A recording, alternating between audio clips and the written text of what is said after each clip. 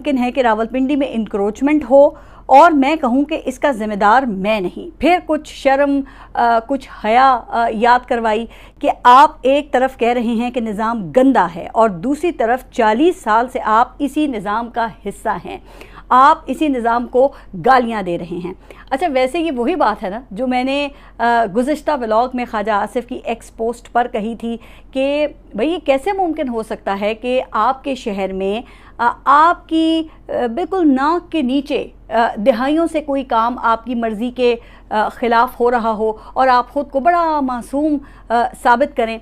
इसमें या तो आप फिर शरीक होते हैं या फिर मसलहत का शिकार। अब ख्वाजा आसिफ को बताना चाहिए कि वो किस कैटेगरी में आते हैं। बहरहाल आईना दिखाने के बाद हनीफ अब्बासी ने धमकी लगाई। जी हाँ, धमकी भी, और वो भी हनीफ अब्बासी ने अपने मखसूस अंदाज में लगाई, जैसे उन्होंने कुछ मवाद देख रखा हो। हनीफ अब्बासी ने कहा कि हर किसी को वायरल होने का शौक़ है, यहाँ वायरल होने की और भी बहुत सी चीज़ें हैं।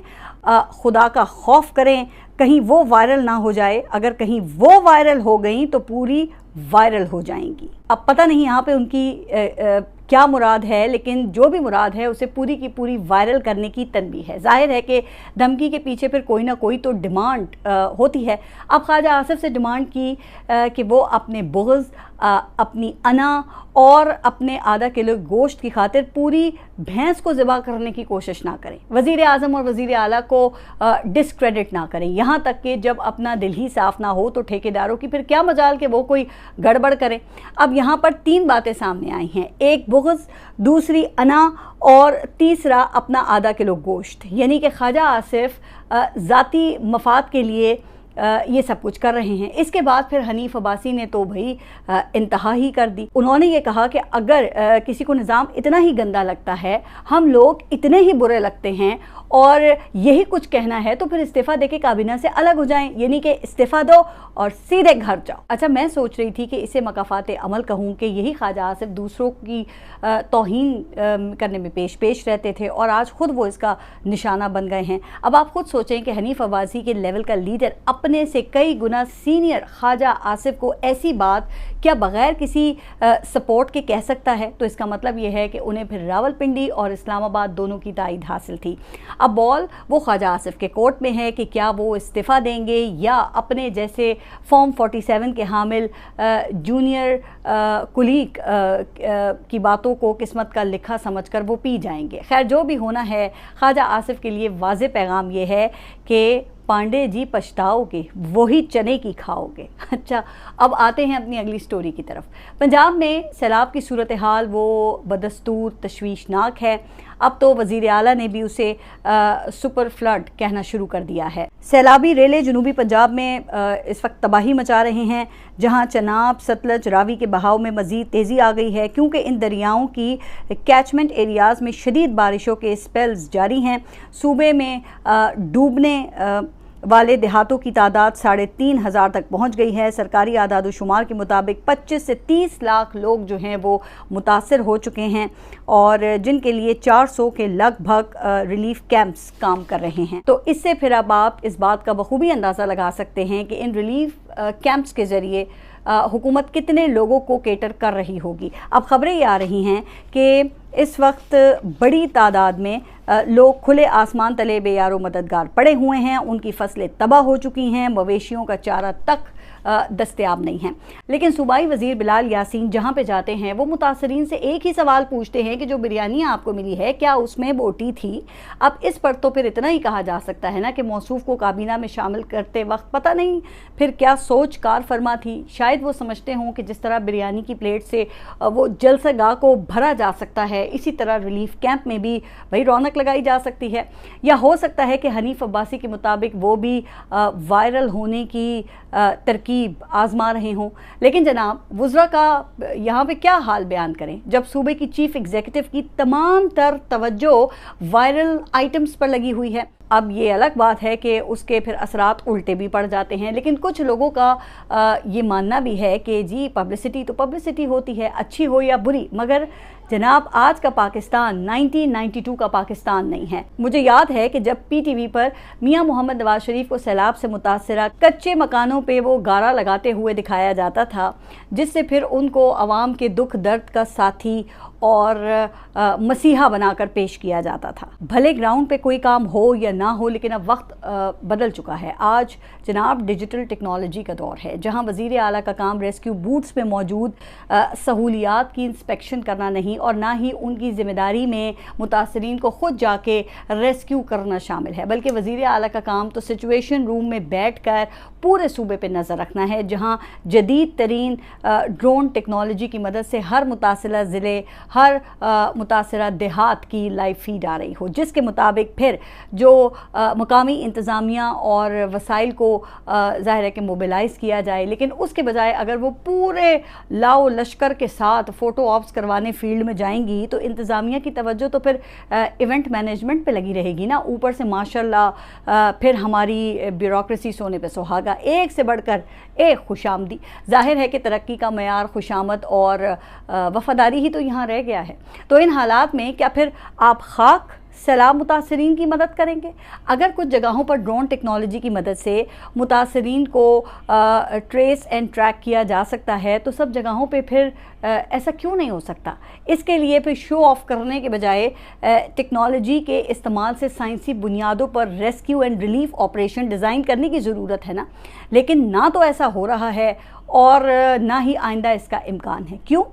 क्योंकि भाई सोच का दायरा तशहीर से बाहर निकले तो कुछ हो ना। जब सोच का फोकस काम करने से ज़्यादा काम दिखाने पर हो तो फिर यही सब कुछ होता है जो इस वक्त हो रहा है, जो इस वक्त आप ये सब देख रहे हैं। किसी तक इमदाद पहुँचे या ना पहुँचे, मगर जानवरों के चारे, आटे के थैले, मेकशिफ्ट मसाजिद, रिलीफ कैंप्स और रेस्क्यू पॉइंट्स, यहाँ तक के बाथरूम्स के साइन बोर्ड्स पर भी वज़ीर आला की तस्वीर लगाने पर ज़ोर है। वैसे मामू बनने या बनाने की रिवायत काफ़ी पुरानी है, लेकिन जिस तरह ये खुद नुमाई इस वक्त पंजाब में जारी है ना, इसकी मिसाल माजी में तो नहीं मिलती है। लगता है कि सैलाब इमरजेंसी सिर्फ छापा खानों पर नाफिज हुई है, जिसको ये 24/7 चलाकर ये तस्वीर वाले बैनर्स बनवाए गए हैं। अब जाहिर है कि सैलाबी इमरजेंसी के तहत जो माल तैयार हुआ है, अगर वो बर वक्त ना पहुँचे तो सैलाब ज़दगान को कैसे पता चलेगा कि रियाया के दुख दर्द में महारानी साहिबा बराबर की शरीक है? भला वो फ़ोटो के ज़रिए ही क्यों ना हो। अरे भाई अब आप प्लीज़ बस कर दें, खुदारा सैलाब ज़दगान को या सैलाब ज़दा इलाकों को सैलाबी अखाड़ा मत बनाइए, और सैलाब ज़दगान को सियासी जंग का ईंधन समझना वो भी छोड़ दें। लेकिन मसला कुछ ज़्यादा ही गंभीर लगता है। कई रोज़ से सोशल मीडिया पर वायरल कुछ फुटेजेस देखकर मुझे बड़ा अफसोस हुआ, जिसमें कुछ फ़ौजी जवान सैलाब रिलीफ कैंप पर मरियम नवाज़ की तशहीरी बैनर्स जो है वो नस्ब कर रहे हैं।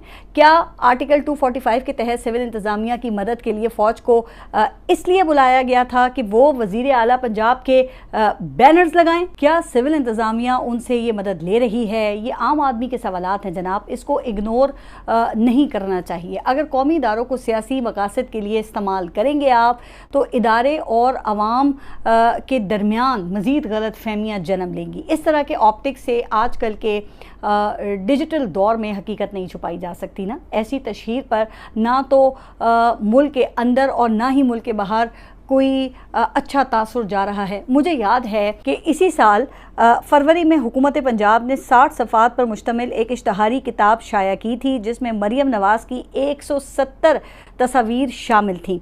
इस पर एक बैनुल अक़वामी मैगज़ीन दी प्रिंट ने हेडलाइन लगाई थी कि इस मरियम नवाज़ नार्सिसिस्ट? क्या मरियम नवाज़ खुद पसंद हैं? अच्छा, इसी मैगज़ीन ने 4 दिन पहले एक और हेडलाइन लगाई है कि पाकिस्तान को दोहरे बहरान का सामना है, एक सैलाब और दूसरा मरियम नवाज़ की खुदपसंदी। इस मजमून में कहा गया है कि एक ऐसे वक्त में जब पंजाब के लोग घुटनों घुटनों तक पानी में डूबे हुए हैं, मरियम नवाज़ का फ्लड रिस्पॉन्स बयानिया अपनी एक अलग ही शक्ल इख्तियार कर चुका है, जिसे फिर PR गेम का नाम दिया गया है। तो जनाब ये है एक इंटरनेशनल पर्सपेक्टिव। दूसरी तरफ इमरान खान ने पार्टी को ये हिदायत की है कि पंजाब में आने वाले सैलाब में वो बढ़ चढ़ कर हिस्सा लें और मुतासरीन की हर मुमकिन मदद करें। इमरान खान ने ये कहा है कि ये वक्त सैलाब से बालातर होकर अपने भाइयों की मदद का है। गुज़िश्ता रोज़ बैरिस्टर गौहर को 20 मिनट तक उनसे मिलने की इजाज़त दी गई, जिसके बाद बैरिस्टर गौहर ने मीडिया को बताया कि इमरान खान की सेहत वो बिल्कुल ठीक है और वो हशाश बशाश थे। अच्छा, इस हवाले से हुकूमत ने उनके तिब्बी मुआयने की रिपोर्ट वो भी जारी कर दी है, जिसमें तमाम वाइटल टेस्ट नॉर्मल हैं, बल्कि ब्लड प्रेशर, दिल की धड़कन और ऑक्सीजन सेचुरेशन लेवल एक सेहतमंद नौजवान जैसा है। लेकिन उनके कान के एक मसले को लेकर सरकारी मेडिकल बोर्ड ने सपोर्टिव मैनेजमेंट की सिफारिश की है, जिसके बाद कुछ फिर ऐसे तज्जिए सामने आए हैं जैसे कि इमरान खान के कान की तकलीफ़ को हुकूमत एक्सप्लॉइट कर रही है। अब क्या इस बात में हकीकत है? हतमी तौर पे तो देखें ये बात नहीं कही जा सकती, लेकिन कुछ वाक़याती शवाहिद एक ट्रेंड को वाज़े कर रहे हैं, जिससे सवालात खड़े हो गए हैं। कुछ रोज़ से हुकूमती हलकों की जानिब से ऐसी कयास आराइयाँ की गई हैं जिससे ये मामला मज़ीद मशकूक हो गया है। ये कयास आराइयाँ क्या हैं? अच्छा, इस पर आने से पहले इमरान खान के कान में तकलीफ़ और इससे जुड़ी कहानी का मेडिकल रिकॉर्ड की रोशनी में जायज़ा लेना वो ज़रूरी है। तो जनवरी 2024 में कैद के 6 माह बाद पहली बार इमरान खान के कान में शिकायत सामने आई और अगस्त 2024 में द न्यूज़ अखबार में एक खबर शाया हुई, जिसके मुताबिक बेनज़ीर हॉस्पिटल के डॉक्टर अहमद हसन ने इमरान खान का मुआयना किया और टिनाइटिस की तशख़ीस की। ये एक ऐसी कंडीशन होती है जिसमें कान में सनसनाहट या घंटियाँ बजती हैं। इसके लिए सरकारी डॉक्टर ने फिर एक दवा लिख कर दी, जिसे इमरान खान ने कुछ अरसे इस्तेमाल किया। लेकिन फिर जब जुलाई में उनके ज़ाती मौलज डॉक्टर फैसल ने उनसे मुलाकात की तो उनके मशवरे से इमरान खान ने सरकारी डॉक्टर की तजवीज़ करदा दवा इस्तेमाल करना छोड़ दी, जिसके बाद कुछ दिनों के बाद फिर खान साहब को तकलीफ़ हुई तो दोबारा डॉक्टर अहमद हसन को बुलाया गया। उन्होंने फिर वही दवा तजवीज़ की, जिसके बाद फिर अदालत के हुक्म से अगस्त 2024 में शौकत खानम के डॉक्टर आसिम यूनुस ने उनका मुआयना किया। ज़ाती मौलज की जानिब से ये उनका आखिरी मुआयना था। अब तकरीबन 1 साल हो गया है। ज़ाती मौलज तक रसाई नहीं दी गई इमरान खान को, जिससे मज़ीद फिर इब्हाम पैदा हुआ। इस दौरान 1 साल में कई सरकारी मेडिकल बोर्ड बने, जिनकी सरबराही ENT डॉक्टर्स ने की। इन बोर्ड्स की रिपोर्ट में कान का मसला वो बदस्तूर मौजूद रहा, जिसका मतलब है कि कान का ही वाहिद मसला था जिसको मेडिकल बोर्ड ने अहमियत दी। अब गुज़िश्ता माह सरकारी बोर्ड ने इमरान खान का जो मुआयना किया उसकी रिपोर्ट्स भी सामने आ चुकी हैं, जिसमें कान के इस मसले के लिए पहली बार सपोर्टिव मैनेजमेंट की सिफारिश की गई है। अच्छा, अब यहाँ पर 2 सवालात अहम हैं। एक, क्या ये मसला तशवीशनाक है? तो इसका इन्हिसार जाहिर है कि तकलीफ़ की शिद्दत पर है।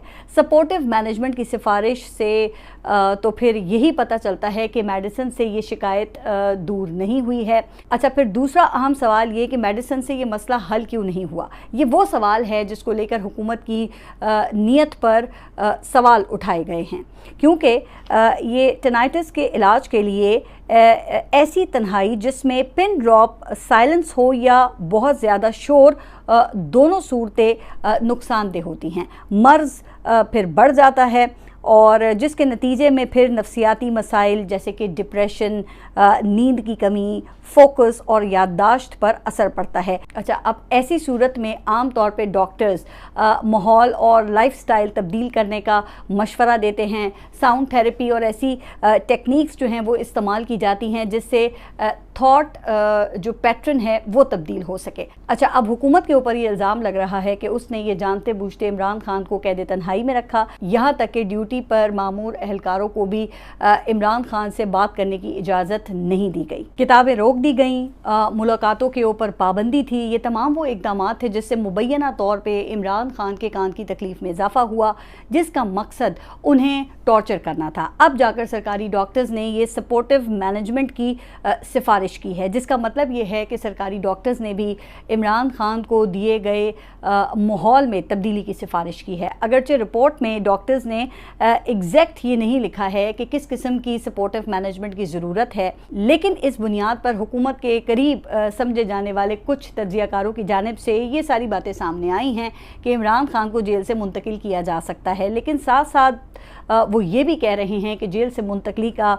मतलब जो है वो बनीगाला शिफ्ट करना नहीं है, ये कोई और जेल भी हो सकती है। अब आपको याद है कि सुहेल वड़ैच ने भी यही बात की थी कि इस्लामाबाद में नई जेल बन रही है जहां इमरान खान को मुंतकिल किया जाएगा। लेकिन अहम बात यह है कि आज जो लोग इसकी तस्दीक कर रहे हैं उस वक्त वो इमरान खान को डन एंड डस्टेड कहकर माजी का हिस्सा करार दे चुके थे, लेकिन आज उनका अचानक ख्याल बदल गया है। उनका कहना यह है कि ये अमल रिहाई से पहले का मरहला होगा जिसके लिए उनके ख्याल में इमरान खान को दरख्वास्त देनी पड़ेगी। लेकिन इमरान खान वो गुज़िश्ता 1.5 साल से ये तकलीफ़ बर्दाश्त कर रहे हैं और दरख्वास्त देना तो दूर की बात है, उन्होंने तो इस तकलीफ़ का इजहार तक नहीं किया है। मगर मंसूबा साज़ों का ख्याल ये था कि शायद तकलीफ़ के बढ़ने से वो मजबूर हो जाएंगे और इस हवाले से फिर बैरिस्टर गौहर के मुताबिक इमरान खान ने ये वाज़े किया है कि उनकी रिहाई किसी डील से नहीं बल्कि कानूनी तरीके से होगी।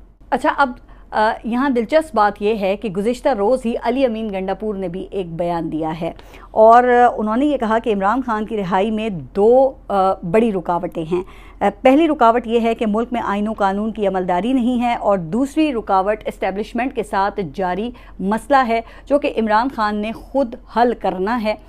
इस मामले में उनके पास कोई इख्तियार नहीं है, यानी कि अली अमीन गंडापुर ये कह रहे हैं कि इस मामले में उनके पास कोई इख्तियार